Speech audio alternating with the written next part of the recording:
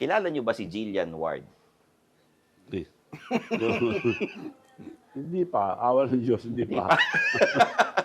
Bakit kayo natichismis? Anak-anakan ba Yun yan? nga eh. Yun nga eh. Pero,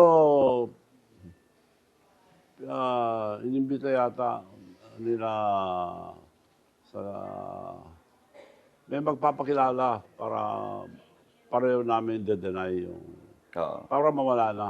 Mm-mm. Kasi kung kami kanyo nagde-deny ako, nagde-deny siya parang naglulukuhan lang eh. Mm-mm. Kaya kailangan mag-meet kami para pareho namin deny, explain everything. So, for the hindi niyo first pa time. nakilala? Hindi pa nakilala.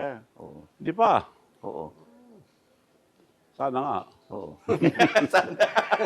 Kung meron kayong gustong sabihin kay Jillian Ward, ano ito? Sana nga maging totoo. Okay. Pero may isa pang girl na nalilink kay Manong. Oo, Si- I think in-address na nila yan Oo. eh. Pero, Si Yen Santos.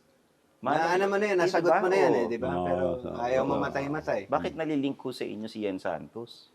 Hindi, kaibigan lang. Hmm. Kaibigan. At Okay. nung araw pa, bata pa siya kaibigan ko.